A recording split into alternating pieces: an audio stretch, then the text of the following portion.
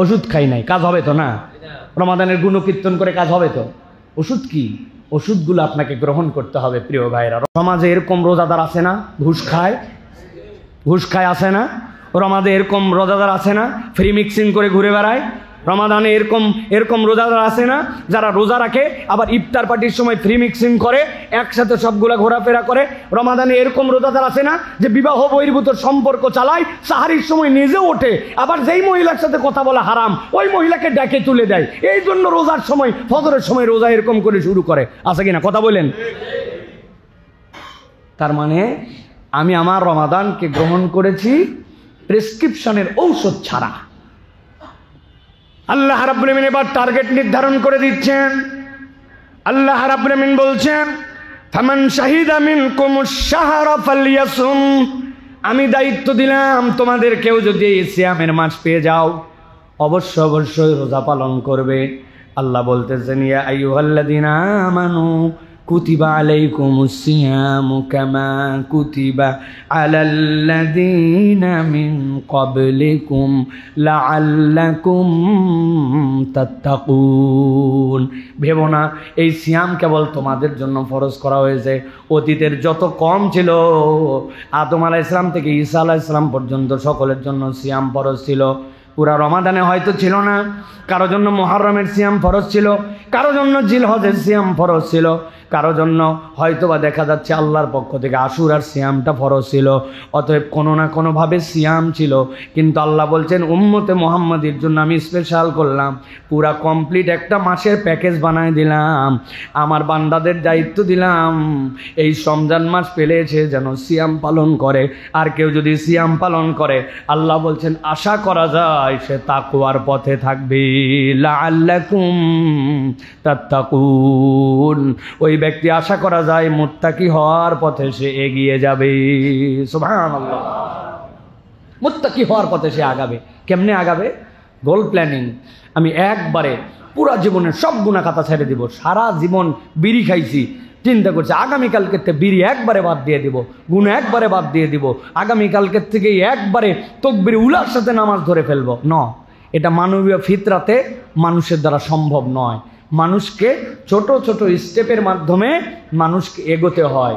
আল্লাহ রাব্বুল আমিন বলছেন লাআল্লাকুম তাত্তাকুন, এই রমাদান তোমাকে ছোট ছোট ফুট স্টেপ, তোমার স্টেপ মার্কগুলো নির্ধারণ করে দিবে। বেটা তুমি দিনের বেলা রোজার অবস্থায় তুমি সিগারেটটা খাও না, তাহলে তুমি তো দেখছোই 15 ঘন্টা তুমি না খেয়ে থাকতে পারো, তাহলে আস্তে করে রাতও বাদ দাও, আস্তে করে 1 মাস 1 সপ্তাহ 1 সপ্তাহ করে তুমি 1 মাস বাদ দাও। ওই লোক তখন আল্লাহর কাছে কোনো অজুহাত দিতে পারবে না যে আল্লাহ আমি তো কোনো উপায় ছিল না, নিরুপায় হয়ে খাইছিলাম না। রব্বুল আলামিন তাকে একটা প্ল্যানিং দিয়েছেন, এই প্ল্যানিংয়ে সে বাস্তবায়িত হয়ে আস্তে করে গুনার পথ থেকে ভালোর পথে আসছে। ওই লোক নামাজ আগে কন্টিনিউ করতো না, কিন্তু রমাদানে আল্লাহ বলছেন তুমি 5 ওয়াক্ত সালাত আদায় করতে শুরু করো, জামাতের সাথে সালাত আদায় করতে শুরু করো। একটা বান্দা যদি 30 দিন সালাতে অভ্যস্ত হয় তাহলে সাবকনশাস মাইন্ডে মানুষ ওই কাজগুলিতে অভ্যস্ত হয়ে যাবে। আপনি 40-50 দিন ফজরের নামাজ টানা মসজিদে আদায় করে দেখেন, দুনিয়ার কোনো শক্তি নাই, কোনো অ্যালার্ম লাগবে না, কিচ্ছু লাগবে না, ফজরের সময় অটোমেটিক রব্বুল আলামিন আপনাকে জাগায় দিবেন, ঠিক কি না? এটা নিয়ম, এটা মানবীয় ফিতরাত। আল্লাহ রাব্বুল আমিন অটোমেটিক আপনাকে করে দিবেন। অনেক সময় ঘরের মধ্যে আলো থাকে না, আপনি আপনার বাথরুমের সিটকানি পর্যন্ত অটোমেটিক হাতের কাছে পেয়ে যান। কারণ কি? অভ্যস্ততা। আপনি আপনার বাথরুমের রাস্তা চিনেন, সিটকানির রাস্তা চিনেন, অন্ধকারের মধ্যে কল কোথায় ছাড়তে হবে জানেন, বদনাটা ধরে ফেলেন, কিছুই লাগে না। মানুষ এরকম অনেক কিছুই করে ফেলতে পারে। আর এই পৃথিবীতে মানুষ যা করে তার 90% কাজ অবচেতন মনে করে, চেতন মনে নয়। আপনি হিসাব মিলালে বুঝবেন আপনি যা করেন অবচেতন, আপনি চেতনের কাজ নাই বললেই চলে। আমি মসজিদে আসার আগে আজকে কি প্ল্যান করে আসছি যে আমি কতবার হাত নড়াবো? আমার কোনো প্ল্যান আছে ভাই? অবচেতন মনে এটা আমি করে যাচ্ছি। আমি ধাপ ফেলতেছি, কয় ধাপে মসজিদে আসবো, কয় ধাপে যাব। যদি হইতো তাহলে তো অবস্থা খারাপ। ডাক্তার যদি বলে দিত আপনার হার্টের অবস্থা খারাপ, প্রতি মিনিটে আপনি 20 বার করে নিঃশ্বাস নেবেন, ওই লোক তো 10 মিনিটের মধ্যে শেষ। ও 1 2 3 4 5 6 7 8 9 এরকম করে যদি হিসাব করার নিঃশ্বাস ফেলা লাগতো তো 10 মিনিটের মধ্যেও শেষ, ওর ক্যারিয়ার বরবাদ। আমরা আমাদের জীবনে যা করি ম্যাক্সিমাম কাজ আমরা অবচেতন মনে করি। আল্লাহ বলছেন লাআল্লাকুম তাত্তাকুন, আমি তোমার লাইফ স্টাইলেই আমি তাকওয়াকে ঢুকাই দিতে চাই। ওইটা এমনি এমনি আসবে না। রমাদানের প্র্যাকটিসে ও জামাতবদ্ধ নামাজ আদায় করছে, রমাদানের প্র্যাকটিসে মিথ্যা ছেড়েছে, রমাদানের প্র্যাকটিসে ঝগড়াবাদ দিছে, রমাদানের প্র্যাকটিসে চোখের গুণাবাদ দিছে, রমাদানের প্র্যাকটিসে ও দান খয়রাতের অভ্যস্ত হয়েছে।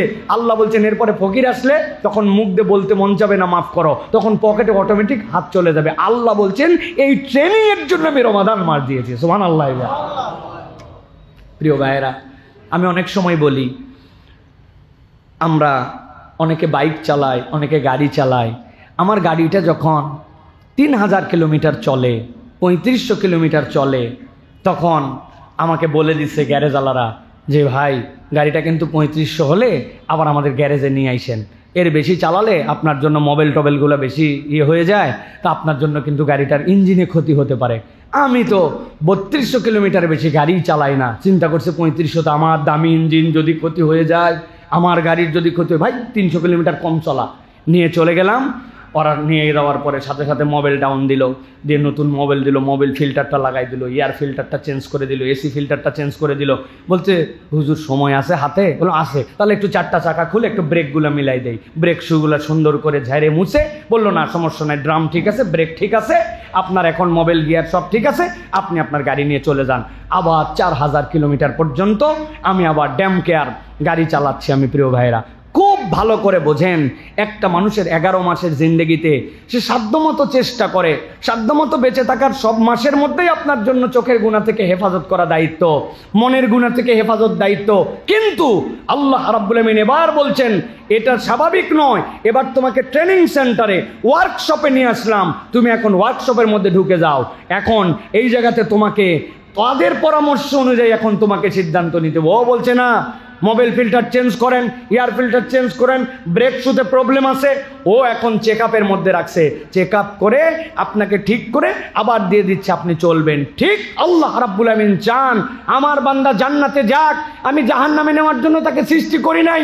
কিন্তু আমার বান্দা শয়তানের ধোকায় পড়ে, যার নফসের ধোকায় পড়ে, নানান ধরনের দুনিয়াবি পেরেশানিতে পড়ে নামাজগুলো ওয়াক্ত মতো পড়ে নাই, অনেক সময় চোখের গুনাহ করছে, অন্তরের গুনাহ করছে, করতে করতে তো এখন সে জাহান্নামের পথে চলে গেছে।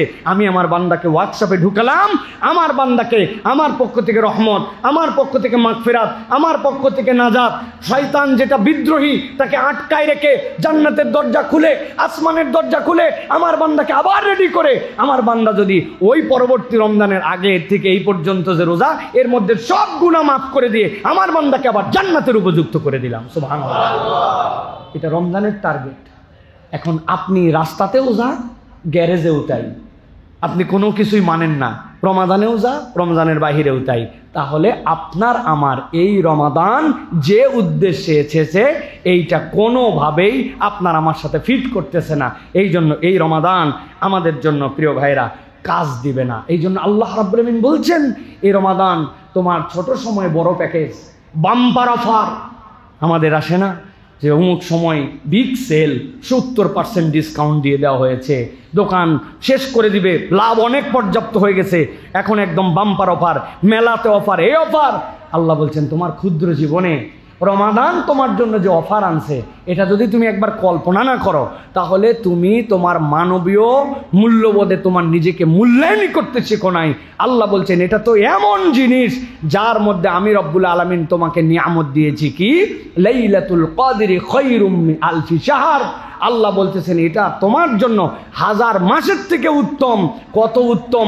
আল্লাহ বলছেন তোমাকে জান্নাতে নিতে যত লাগবে তত উত্তম। সুবহানাল্লাহ। নূহ আলাইহিস সালামের কওম 1500 বছর হায়াত পাইছে এক লোক। এ যদি 15 বছরে বালেগ হয় তো 1500 বছর হায়াতে 1485 বছর কম বেশি আল্লাহ রাব্বুল আলামিনের জন্য নামাজ কালাম ইবাদতের সুযোগ পাইছে। আর আপনি আমি 60 বছরের জীবনে 15 বছরে বালেগ হয়ে অর্ধেক ঘুমায়া, অর্ধেক বাথরুমে কাটায়া, অর্ধেক খাইয়া, পুরা 60 বছরের জীবন 1.5 বছর ইবাদত হিসাব করলে হবে না, পুরা আপনি বের করতে পারবেন না, সব মিলাই 1.5 বছর হবে না। আরে এই বেটা বাঁচতে 15 বছর। আল্লাহ বলছেন আমি হচ্ছি ইনসাফকারী রব, আমি আদেল রব। আল্লাহ বলতেছেন উম্মতে মুহাম্মাদের আগে কোনো উম্মত জান্নাতে যাবে না। নূহ আলাইহিস সালামের উম্মতের সমস্যা কোথায়? 1500 বছর ইবাদত করছে, আল্লাহর কাছে ধরবে তো? আল্লাহ আমি 1500 বছর, এবার 60 বছর, এ তো মরিচ গাছ, আমি হচ্ছে বট গাছ, ঠিক না ভাই? এ তো মরিচ গাছ, ঘাস, আমি হচ্ছে তাল গাছ, আর হচ্ছে ঘাস। তুমি তাল গাছ বাদ দিয়ে ঘাসটা ঢুকাচ্ছ জান্নাতে, ব্যাপারটা কি? আল্লাহ বলবেন আমলনামা চেক করে দেখো। আমলনামা চেক করে দেখা যাবে লাইলাতুল কদর খায়রুম মিন আলফি শাহর। আমি আল্লাহ, আমি যে জান্নাত দেবো, আমি প্যাকেজ ঘোষণা করে রাখছিলাম, এই রাত যদি কেউ পাই আমি তারে দিয়ে দিব, তোর সমস্যা কোথায়? আমি আমার মালিক, দুনিয়ার মালিক আমি, জান্নাতের মালিক আল্লাহ। আল্লাহ মিলায় দেখবেন ওই বান্দার আলফি শাহর, আল্লাহর এটা হচ্ছে একটা বর্ণনা মাত্র। আল্লাহ বলছেন ওকে যা দিয়ে জান্নাতে ঢুকতে হবে ওই পর্যন্ত আমি তাকে দান করে দিব। সুবহানাল্লাহ। ওই মাস রমাদান আমি খুব প্রশংসা করলো, ওয়াও মাশাআল্লাহ, কত গুরুত্বপূর্ণ মাস রমাদান। রমাদানের মতো মাসই হয় না। এই মাসে কোরআন এসেছে, এই মাসে আল্লাহ রাব্বুল আমিন দয়া করে। এইগুলো ওয়াজ করে ওষুধ খাই নাই, বুঝছেন তো না? ওষুধ খাই নাই, কাজ হবে তো না? রমাদানের গুণকীর্তন করে কাজ হবে তো? ওষুধ কি? ওষুধগুলো আপনাকে গ্রহণ করতে হবে প্রিয় ভাইরা। রাসূলুল্লাহ সাল্লাল্লাহু আলাইহি সাল্লামের 3টা হাদিস আপনাদের কাছে বলবো। নবী করিম সাল্লাল্লাহু আলাইহি সাল্লাম বলছেন, আতাকুম রমাদানুন শাহরুন মুবারাক ফারাদাল্লাহু আযজা ওয়া জাল্লা আলাইকুম সিয়ামাহু তুফতাহু ফীহি আবওয়াবুস সামা। আল্লাহ নবী বলতেছেন এই রমাদান, যে এই রমাদানের ভিতরে আসমানের দরজা আল্লাহ খুলে দেন। সুবহানাল্লাহ।